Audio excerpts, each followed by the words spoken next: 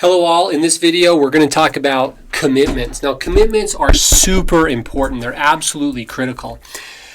Basically with customers, if we tell them something and then we don't do it, that is one of the biggest violations of trust that we as a service provider could possibly do. It's the quickest way and the easiest way and probably the most simplest ways that I know of to lose a customer. So we don't want to do that. We're going to talk about some key points here. First off, we operate with the policy of you promise, you own, which means that it doesn't matter if you're a tech or a sales rep or the office. If you tell any customer that we're going to do something, you made that promise. If it came out of your mouth, then you own that promise, which means that it's up to you to ensure that that promise is fulfilled. For example, let's say you're a technician and you show up at an initial service and for whatever reason, you can't do the inside. Maybe it wasn't even your fault. Let's say that there was a miscommunication between the sales rep or the office and the customer. And you got there and the customer didn't realize it was going to take so long and they have to leave. And you say, that's okay, we'll come back tomorrow. Or I can come back later and I can go ahead and get the inside at that time. Okay, you promised that. You have to own that promise, which means that it's up to you to ensure that that commitment that you just made is put into Gorilla Desk somehow. Now that means that you could either do it yourself or if you want, you can let the office know. And if you do that though, again, you promised it, so you own it.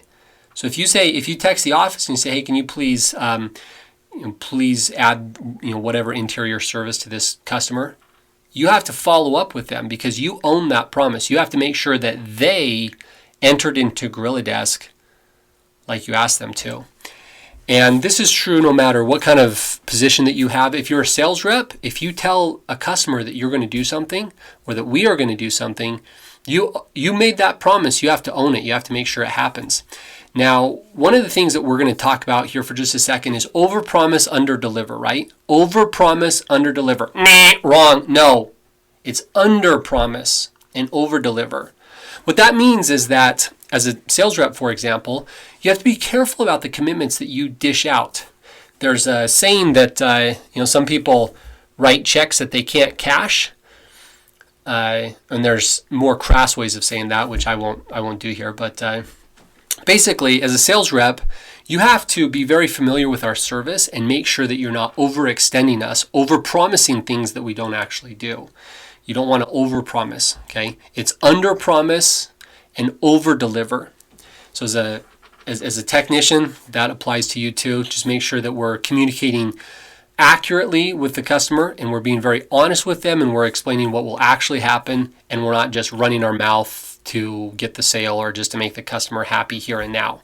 Also, there's another little caveat of information, not a caveat, but just a little key point of information. It's a reality, it's a truism that is true no matter what kind of industry you're in. Customers would rather have bad news now that's accurate than good news now that makes them feel good that's incorrect. That is true.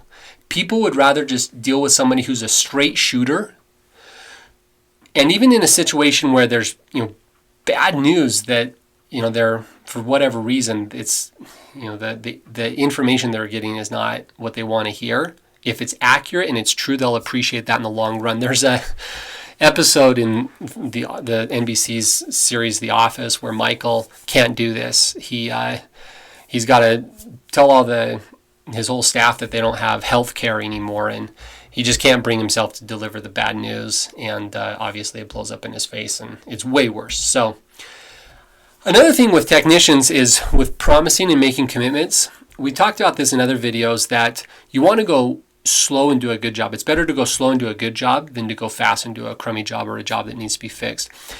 When I've trained people on how to shoot a weapon, one of the first things that I tell new shooters is the catchphrase of slow is smooth and smooth is fast.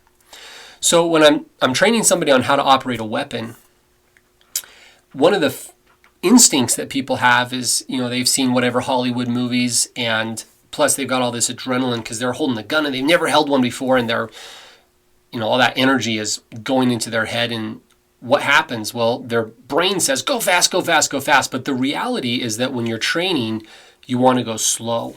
You want to go really slow, because if you go slow, you'll do it right. And if you do it right, you're smooth. And so as a new technician, slow is smooth and smooth is fast. So don't get into a rush. You get into a rush, that's when you break things. And so go slow. Slow is smooth and smooth is fast. If you get overwhelmed, talk to the manager. And that's all for this one. Thanks.